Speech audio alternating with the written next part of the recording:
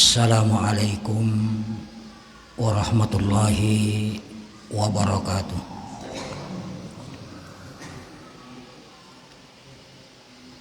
Alhamdulillahi hamdan thayyiban mubarakan fihi kama yuhibbu rabbuna wa yarda. Ashhadu an la ilaha illallah wahdahu la syarikalah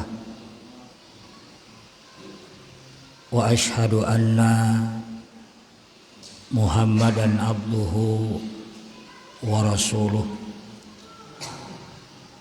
Allahumma salli wa sallim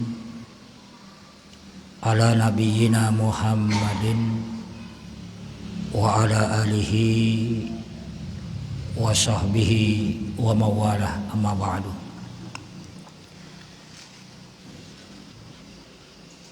Bapak-bapak dan ibu-ibu jamaah salat maghrib serta salat isya yang sama-sama dimuliakan Allah Subhanahu wa ta'ala. Alhamdulillah,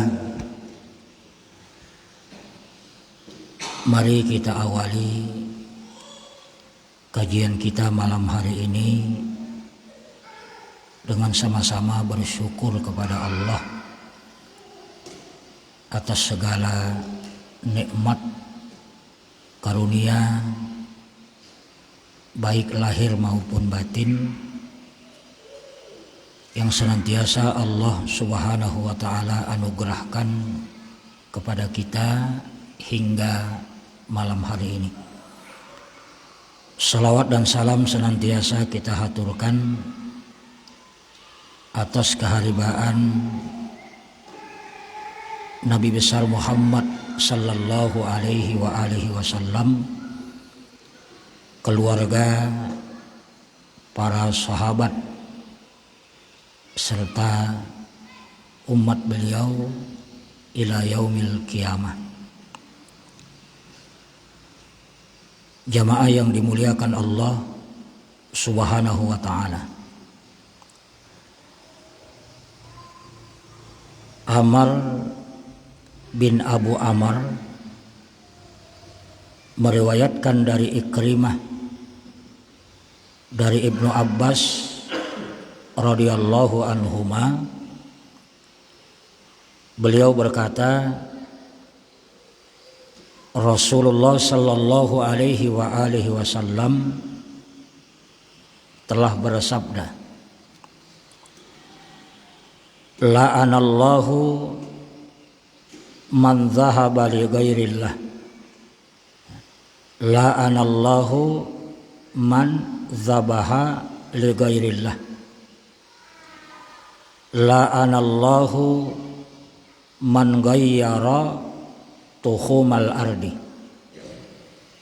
la'anallahu man kamahal a'ma anis sabili, la'anallahu man sabba walidayhi, la'anallahu man amila amala qaumi Lut.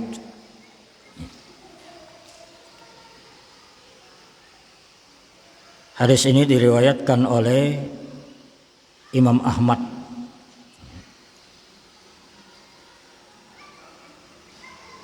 Hadis ini menampakkan kepada kita sebahagian dari perbuatan-perbuatan yang dilaknat oleh Allah. Perbuatan yang dilaknat Allah itu banyak. Akan tetapi dalam hadis ini Nabi hanya menyebutkan beberapa perbuatan yang dilaknat oleh Allah. Pertama, Nabi tegaskan la'anallahu man zabaha li ghairillah. Allah melaknat orang yang berkurban untuk selain Allah. Ya. Kemudian yang kedua, la'anallahu man ghayyara tuhumal ardi. Allah melaknat orang yang merubah batas-batas tanah. Dan yang ketiga, la'anallahu man kamahal a'ma anis sabil. Allah melaknat orang yang membuat bingung orang buta dari jalannya. Yang keempat, la'anallahu man sabba walidayhi. Allah melaknat orang yang mencela kedua orang tuanya. La'anallahu man amila amala qaumi Lut. Dan yang kelima, Allah melaknat orang yang melakukan perbuatan kaum Nabi Lut. Yang dimaksud dengan perbuatan kaum Nabi Lut adalah homoseksual yang disebut dengan LGBT itu. Kenapa makna itu harus dipertegas? Karena banyak amalan-amalan kaum Nabi Lut yang sampai hari ini selain homoseks yang dilakukan oleh masyarakat Islam. Jadi selama ini kita hanya paham bahwa perbuatan kaum Nabi Lut itu semata-mata homoseksual itu atau lesbi itu. Padahal kalau kita dalami, kita selami apa yang disebutkan oleh Imam Az-Zahabi di dalam kitab Al-Kabair, ternyata perbuatan-perbuatan kaum Nabi Lut itu banyak sekali ya, yang sampai hari ini sebahagiannya masih dipraktekkan oleh umat Islam. Jadi dalam hadis ini itu Nabi menegaskan ada 5 perbuatan yang dilaknat oleh Allah. Nah, sebelum kita masuk pembahasan pada perbuatan-perbuatan yang dilaknat Allah itu, pertama-tama kita ingin memahami apa makna dari Allah melaknat. Ya. Apa maksud laknat Allah itu? Jemaah sekalian, ketika kita dapati kalimat la'anallahu atau la'anal malaika atau la'anan Nabi sallallahu alaihi wa alihi wasallam, Allah melaknat, malaikat melaknat ya, atau Nabi melaknat, maka itu artinya bahwa orang tersebut dijauhkan dari rahmat Allah, sehingga hidupnya tidak berberkah, hidupnya jauh dari rahmat Allah. Kemudian yang kedua, yang penting kita sampaikan, ada perbedaan mendasar antara melaknat secara khusus dan melaknat secara umum. Ini harus dibedakan. Laknat yang sifatnya khusus ditujukan kepada orang tertentu dengan menyebut namanya, maka laknat-laknat yang seperti itu hukumnya haram dan termasuk di antara deretan-deretan dosa besar. Misalnya apa? Kita ini sarik lawan seseorang. Apa alasan kita sarik? Apa alasan kita marah? Orang itu berhutang kepada kita, janjinya dibayar 1 bulan. Ya. Artinya 1 bulan ulun berhutang, akhir bulan ulun bayar. Ternyata sampai bertahun-tahun hutang tersebut belum dibayar. Padahal menurut hemat kita orang tersebut mampu membayar hutang tersebut. Maka kita marah, kita emosi, seemosi-emosinya kita, semarah-marahnya kita tidak boleh menunjuk batang hidungnya, menunjuk mukanya, lalu kemudian mengatakan dasar ikam ini orang yang terlaknat. Kada boleh. Atau yang paling dekat dengan kehidupan kita, ya. Kita ini ulun pala itu kadang-kadang pian geram dengan praktek-praktek hukum yang terjadi di negara kita ini. Ada orang yang diputuskan hukuman mati, tiba-tiba berubah menjadi putusan hukuman seumur hidup. Kita kan marah itu, ya. Kita emosi, ya. Lalu kita mencari siapa gerang, ya, orangnya. Nah, kita tahu namanya, kita lihat gambarnya, lalu kemudian kita mengatakan, ya Allah, kutuklah si fulan. Itu tidak dibenarkan dan itu termasuk dosa besar. Ya Allah, kutuklah Ma'ruf Amin. Haram hukumnya. Ya Allah, kutuklah Jokowi. Haram hukum. Ya Allah, laknatlah Mahfud MD. Itu haram hukum. Kenapa? Karena itu sudah laknat yang bersifat khusus kepada seseorang. Dalam deretan dosa-dosa besar yang disebutkan di dalam kitab Al-Kabair itu, salah satunya adalah al-la'an, melaknat.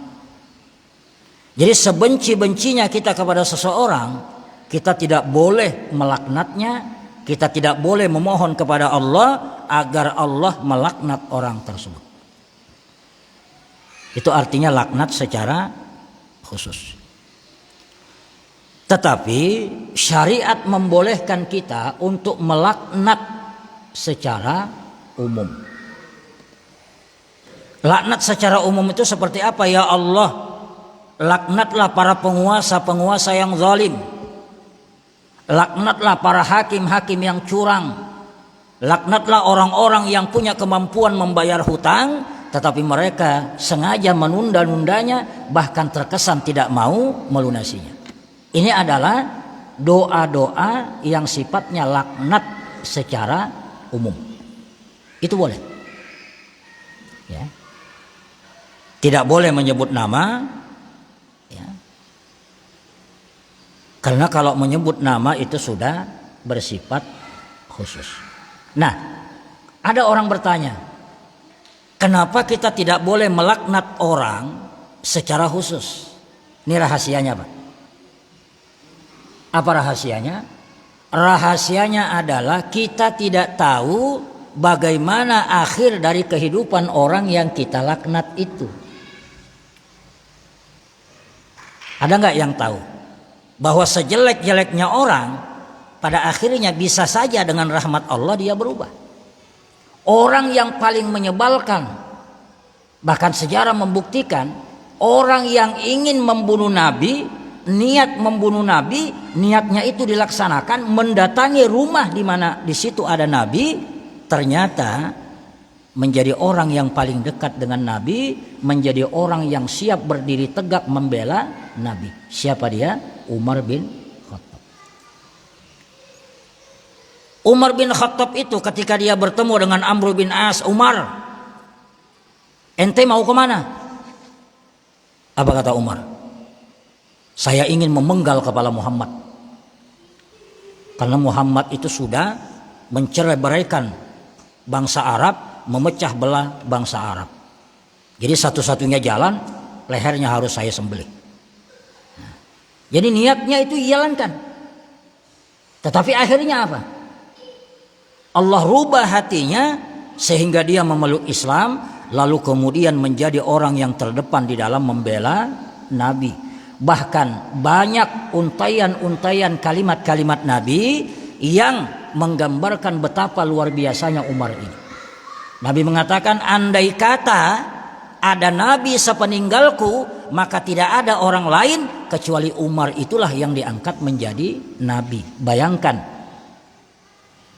Nabi mengatakan untuk orang yang pernah ingin membunuhnya, andai kata ada Nabi sepeninggalku, maka Umar itulah orangnya. Itu pujian Nabi terhadap Umar. Yang kedua, Nabi pernah menegaskan bahwa Allah Subhanahu wa taala telah meletakkan kebenaran itu pada lisan Umar bin Khattab. Bayangkan orang yang dulu berniat membunuh Nabi, ternyata Allah letakkan kebenaran di atas lidahnya. Tidak ada satu jalan yang dilewati oleh Umar ibn al-Khattab, melainkan syaitan itu pasti menyingkir. Artinya bila satu jalan itu dilalui oleh Umar bin Khattab, maka syaitan itu akan melalui jalan yang lain. Karena syaitan pun itu takut dengan Umar bin Khattab. Itu diantara pujian-pujian sejarah yang disematkan kepada orang yang dulunya ingin membunuh Nabi. Allah rubah hidupnya. Begitu juga dengan Amr bin As. Amr bin As itu pernah mengatakan, dulu di masa jahiliyah tidak ada yang paling aku inginkan, tidak ada yang paling aku harapkan kecuali bahwa Nabi itu mati di tanganku. Ayo. Itu Amr bin As, yang pada akhirnya menjadi sahabat Nabi, kemudian menjadi gubernur di Mesir. Apa yang dia katakan? Dulu di zaman jahiliyah tidak ada yang paling aku harapkan, tidak ada yang paling membuat aku senang kecuali aku bisa membunuh Nabi dengan pedangku ini. Tapi kemudian Allah rubah hatinya, Allah berikan hidayah sehingga Amr bin As masuk Islam. Begitu dia masuk Islam, apa yang dikatakan? Tidak ada yang paling menyenangkan hatiku kecuali mencintai Rasulullah sallallahu alaihi wasallam. Kita tidak tahu rahasia ujung dari kehidupan orang yang kita laknat itu seperti apa. Sementara kita juga tidak tahu bagaimana kehidupan ujung dari perjalanan kita, ya. Pada saat mendekati ajal itu kita kada tahu. Itu rahasia kenapa kita tidak boleh melaknat orang secara individu. Itu rahasianya, Pak. Tetapi syariat itu membolehkan kita untuk melaknat secara umum berdasarkan dalil-dalil yang dikemukakan oleh para ulama. Di antara dalil tersebut adalah Quran surah Hud ayat 18. Ini dalil bolehnya melaknat orang secara umum. Allah Subhanahu wa taala menyatakan, ala la'natullahi 'alal zalimin. Ingatlah, laknat Allah itu ditimpakan kepada orang-orang yang zalim. Siapapun yang zalim. Ya. Atau kita berdoa kepada Allah, ya Allah, laknatlah penguasa-penguasa yang zalim. Maka seluruh penguasa yang zalim tanpa terkecuali, mulai dari Fir'aun, Namrud, atau siapapun mereka yang zalim terhadap rakyatnya, maka dia masuk di dalam doa kita, ala laknatullahi alal zalim. Jadi kalau ingin melaknat, laknat saja secara umum. Jangan laknat secara individu. Contoh lain misalnya kayak ini, Pak. Dalam sebuah hadis itu disebutkan bahwa Allah melaknat perempuan. Ya, Allah melaknat perempuan yang menyambung rambutnya. Jadi perempuan-perempuan yang ketujuh menyambung rambut, termasuk pakai wig, ya. Dan perempuan-perempuan yang minta disambungkan rambutnya. Jadi yang menyambung rambut atau minta tolong kepada perempuan lain agar rambutnya dipanjangkan, maka Allah laknat dua perempuan ini. Ketika kemudian kita melihat, misalnya kita ini tulak ke salon, Pak, ya, hendak cukur rambut. Tiba-tiba kita melihat ada perempuan ya, yang menyambung rambutnya. Ada perempuan yang minta disambungkan rambutnya. Maka dalam konteks seperti itu kita tidak boleh menunjuk batang hidungnya, pian berdua ini adalah manusia terlaknat. Itu kada boleh. Ya. Tidak boleh kita mengatakan dasar perempuan ini, ikan berdua ini adalah orang yang dilaknat oleh Allah. Nah itu kada boleh. Ya. Walaupun riwayat yang mengatakan bahwa Allah melaknat mereka, tetapi tidak boleh kita laknat dengan mengatakan, dengan menunjuk kedua batang hidungnya, kalian berdua ini adalah perempuan-perempuan yang dilaknat oleh Allah. Itu tidak boleh.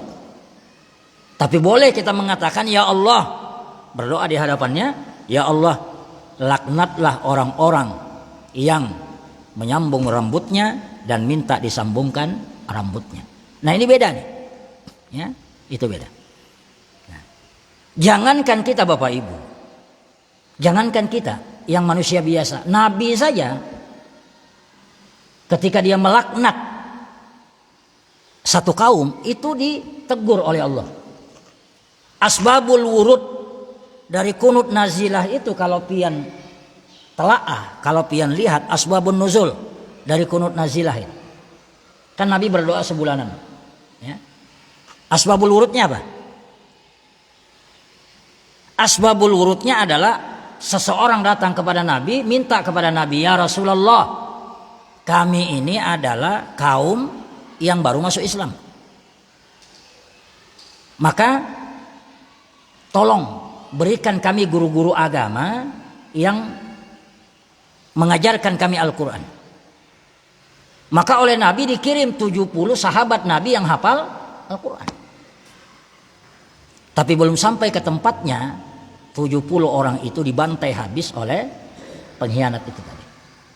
Rupanya sudah didesain sedemikian rupa. 70 sahabat Nabi itu dibantai, Pak. Ya. Lalu kemudian datang berita bahwa 70 orang yang pian kirim itu ya Rasulullah itu sudah dibantai habis.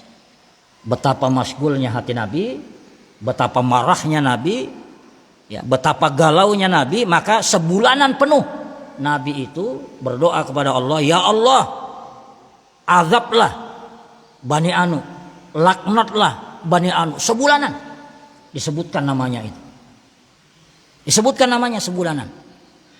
Sampai ketika kemudian doa itu sebulan, Allah turunkan firman-Nya yang mengatakan, wahai Muhammad, memangnya apa urusannya dengan mereka?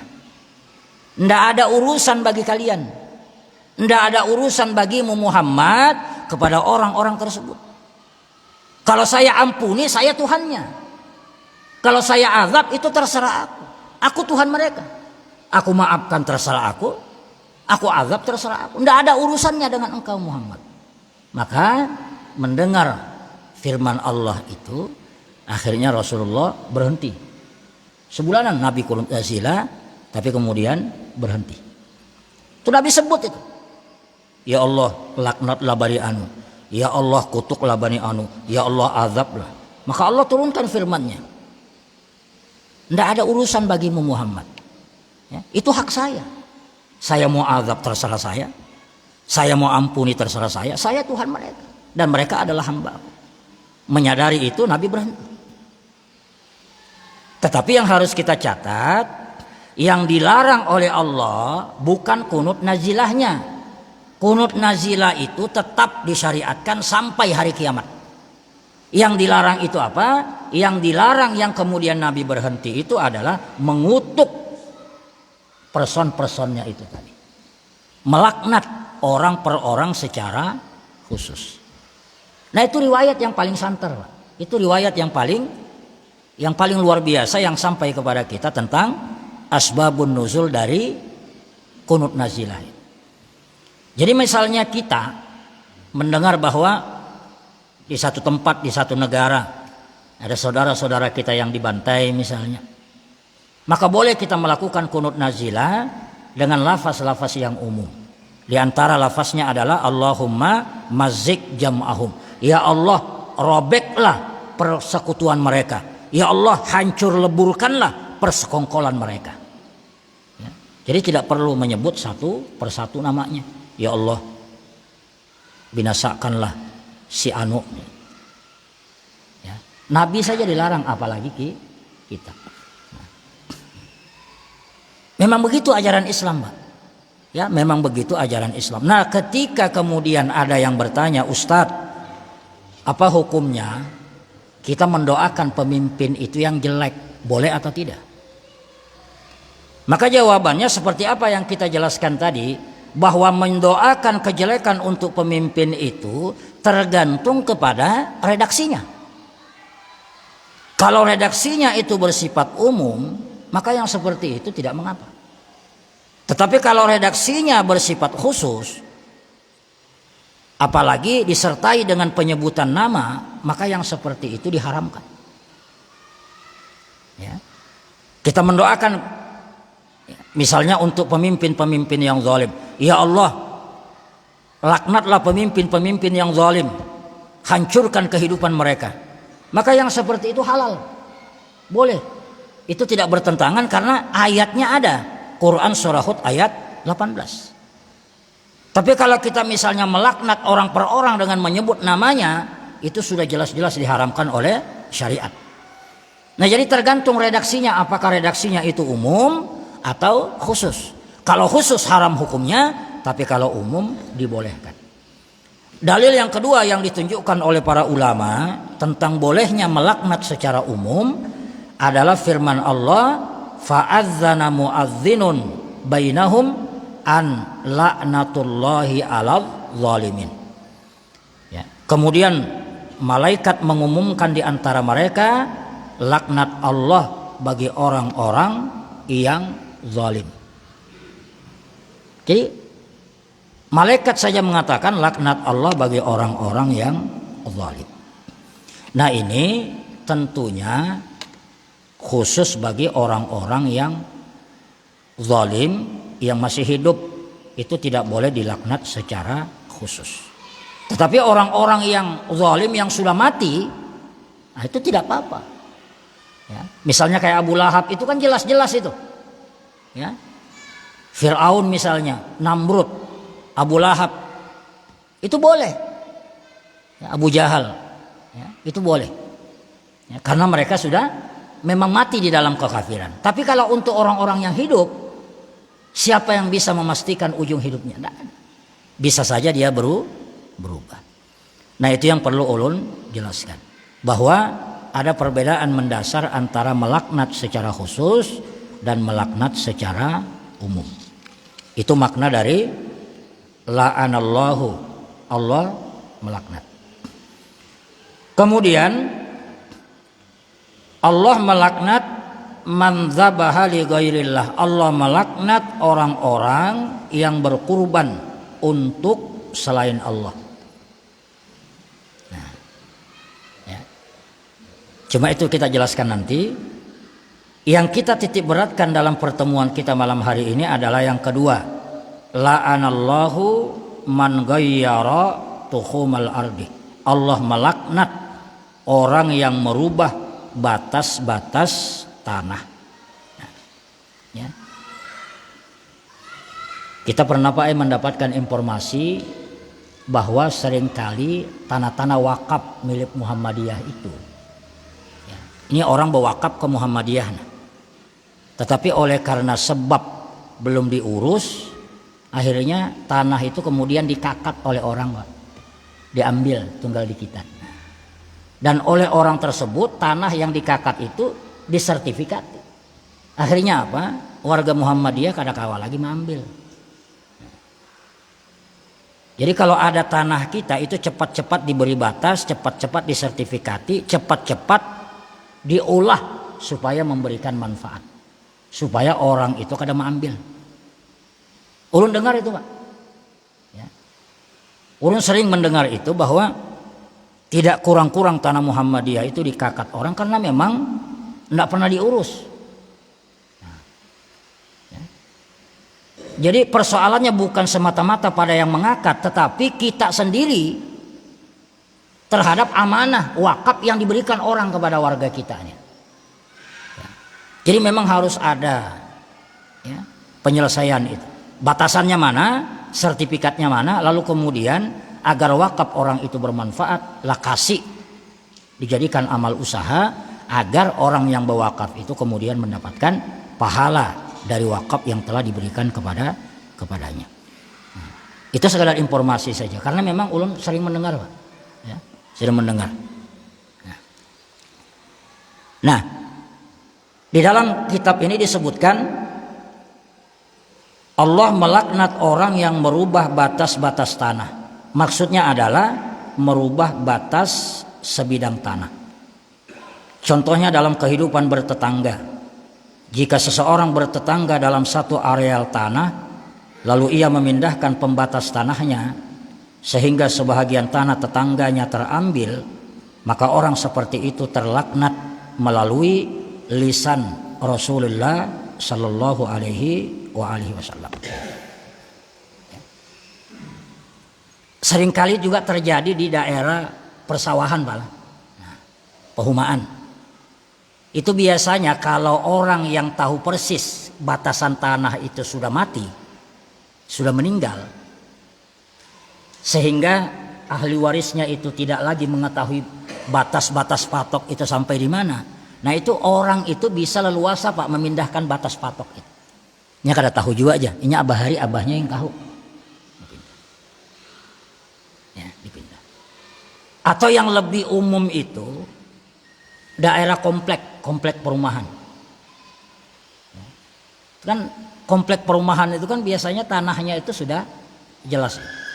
Nah cuma kadang-kadang, Pak, ini yang paling sering terjadi dalam kehidupan bertetangga di komplek itu, ya, itu mungkin batasan tanahnya apa ngarannya sudah diatur, ya.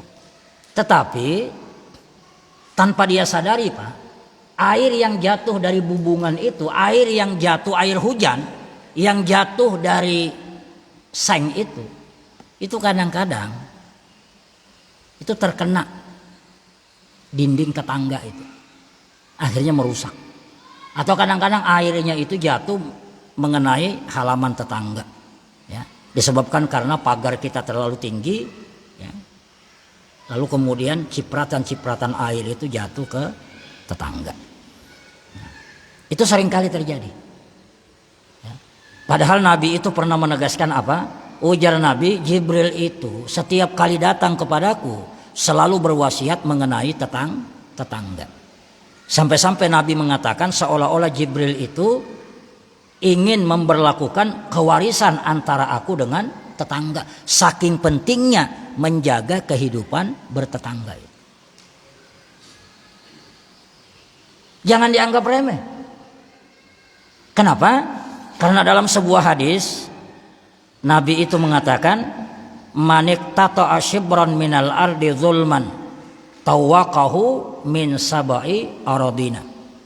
Barang siapa yang mengambil hak tanah orang lain dengan cara yang zalim, walaupun hanya sejengkal, maka nanti di akhirat akan dikalungkan dari 7 lapis bumi. Sejengkal 7 lapis bumi. Bayangkan kalau sehektar. Kalikan aja seborongan, 2 borongan, 3 borongan diambil milik orang. Maka biar orang yang mengambil tanah orang lain ini itu hanya memiliki dua hal saja. Ada 2 kemungkinan saja. Kemungkinan pertama, dia bisa memanfaatkan tanah yang diambilnya itu karena dia masih hidup. Kemungkinan kedua, dia tidak bisa lagi memanfaatkan tanah yang diambilnya itu karena keburu mati. Itu aja 2 kemungkinan bagi orang-orang yang merampas tanah orang lain. Kalau dia hidup kemudian mampu memanfaatkan tanah tersebut, lalu kemudian hasilnya dia jual, diberikan kepada istrinya, diberikan kepada anaknya, maka dia sudah memberikan makanan haram kepada istrinya, memberikan makanan haram kepada anak-anaknya. Kalau kemudian dilanjutkan oleh anak-anaknya, sementara bapaknya sudah mati, maka itu akan menjadi dosa jariyah yang terus-menerus akan didapatkan oleh bapaknya selama tanah itu digunakan oleh ahli warisnya. Nyamanlah. Itu kalau dia hidup. Kalau dia mati, lain lagi perkaranya. Tawaqahu min sabai aradina, maka Allah akan kalungkan di lehernya supaya dia angkat di akhirat, yaitu 7 lapis bumi. Sejengkal 7 lapis bumi. Makanya urusan tanah ini Pak, lebih baik orang yang mengangkat tanah kita daripada kita yang mengangkat tanah orang. Akurlah kira-kira Pak, tanah kita dikakat orang. Lebih baik daripada kita yang mengangkat tanah orang. Karena ancamannya itu. Dan itu termasuk dosa besar. Kadang-kadang orang menganggap itu sepele. Ya. Padahal pian ada riwayat yang mengatakan ada orang masuk neraka hanya karena lalat. Ada orang masuk neraka hanya karena lalat. Ada orang masuk surga hanya karena lalat. Lalat itu kan sepele Pak. Jadi sahabat itu bingung sampai bertanya, ya Rasulullah, masa sih? Bahasa kita ini, masa sih? Ada orang yang masuk surga karena lalat, ada orang yang masuk neraka karena lalat. Itu bagaimana ceritanya? Maka dijelaskan oleh Nabi bahwa dulu itu ada 2 orang musafir. Nah, ada 2 musafir. 2 musafir ini melewati satu kampung Pak. Di kampung itu, ya, itu diberlakukan satu hukum bahwa apabila orang hendak lewat kampung ini, maka dia harus berkurban untuk berhala. Di situ ada berhala, ada patung di situ. Maka tidak ada jalan lain kecuali harus lewat situ. Itu dijaga. Dijaga kampung itu dijaga. Jadi 2 musafir ini lewat. Musafir ditanya, ente hendak kemana? Pian hendak kemana? Kami hendak melanjutkan perjalanan lewat kampung ini. Oh kadakawa. Bila pian hendak lewat kampung ini ada syaratnya. Apa syaratnya itu? Pian harus berkurban untuk berhala ini, untuk patung kami ini. Kata musafir tadi, bagaimana kami berkurban? Kami tidak membawa apapun untuk dikurbankan. Maka penjaga mengatakan, berkurbanlah walaupun dengan seekor lalat. Maka orang itu kemudian mencari lalat dan dikuburkan. Ya, nah ya berhala, wahai patung, ini lalat saya kurbankan untuk. Maka kata Nabi, dia mati masuk neraka. Kemudian yang kedua itu ditanya lagi, Anda mau kemana? Saya mau melanjutkan perjalanan sama seperti yang pertama. Katanya tidak bisa, kecuali Anda berkurban untuk berhala. Maka orang tersebut mengatakan, demi Allah, seumur-umur saya tidak pernah berkurban untuk berhala. Saya hanya berkurban untuk Allah. Maka orang tersebut disembelih, orang tersebut dibunuh. Kata Nabi apa? Orang tersebut masuk surga. Ini persoalannya bukan pengorbanan untuk berhala Pak, tapi sekecil apapun maksiat yang dilakukan oleh seseorang, sekecil apapun dosa yang dilakukan oleh seseorang, sejengkal itu kan, berapa harganya?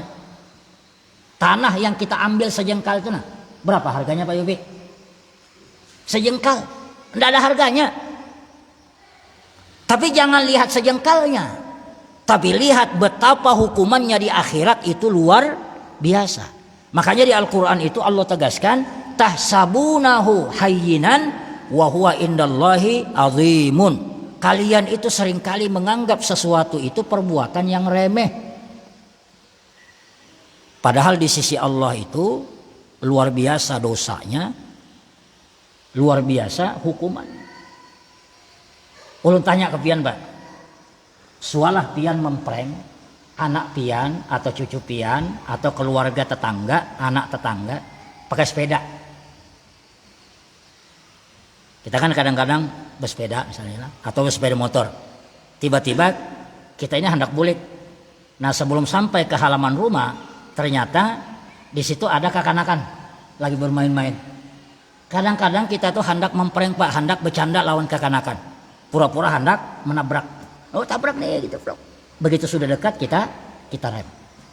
Tahukah kita bahwa di dalam kitab Al-Kabair itu termasuk dosa besar? Itu termasuk dosa besar. Kenapa? Karena kata Nabi, bisa saja pada saat kita merem itu tadi, hendak berhenti, tiba-tiba syaitan itu membuat remnya itu dol. Apa yang terjadi? Kita tabrak anak. Itu sebabnya di antara adab ketika kita menjulung pisau, Pak, berdasarkan apa yang disyariatkan itu, ini tajamnya, ini matanya, maka syariat mengajarkan ketika menjulung pisau, entah istri lawan suami, suami lawan istri, atau kita, itu julung itu gagangnya, Pak. Dijulung gagangnya, yang kita pegang itu adalah matanya. Nah, yang daerah tajamnya itu yang kita pegang. Begitu aturan mainnya. Ya. Makanya Nabi itu pernah mengatakan, laisa minna man hamala alaina silah. Bukan golonganku, bukan umatku orang yang memperlihatkan kepada kami pisaunya. Ini kadang-kadang kita mambak remeh itu. Pak, tolong Bang ambilkan pisau. Nah, padahal kalau setan ikut campur di situ, salah-salah Pak, pisau itu terkena orang. Terkena orang. Sama seperti ini. Ini tampar nih. Ini kalau setan melepaskan Pak, ketampar anak orang itu. Maka syariat itu kemudian mengajarkan sesuatu yang sangat berbahaya itu hindari. Termasuk menjulung pisau itu tadi. Nabi juga melarang kita untuk mempermainkan garupu. Garupu itu kan 3 tuh. Ya. Kadang-kadang kita bercanda gitu Pak. Kalau setan melepaskan Pak, tersusuk orang itu. Betapa banyak di antara kita yang menganggap itu kan cuma remeh, kita kan cuma bercanda. Tahsabunahu hayyinan wa huwa indallahi azimun. Di mata Allah itu sangat luar biasa dosanya. Kalau Allah berkehendak setan umpat campur di situ, mati Pak. Jadi tinggalkan persoalan-persoalan seperti itu yang kita anggap remeh. Termasuk itu tadi, apa harganya sejengkal? Boh, kalau papa juaha ujar. Nah, kalau papa juaha ujar. Ya. Jadi intinya adalah kalau ada persoalan dengan tetangga, urus baik-baik tetangga itu. Saling ridho, meridhoi supaya kita mati itu tidak meninggalkan beban yang kemudian menjadi su'ul jariyah atau dosa yang berkelanjutan. Sampailah Pak. Ya, itu. Padahal mau buka pertanyaan nih, cuma sampai. Tapi kalau misalnya satu, udah salah, subuh aja. Ya, gitu.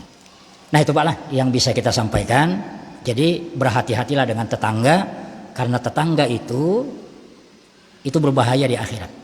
Ya, berbahaya di akhirat. Nah itu saja satu poin yang kita sampaikan terkait dengan perbuatan yang dilaknat Allah. Akhirul kalam, assalamualaikum warahmatullahi wabarakatuh.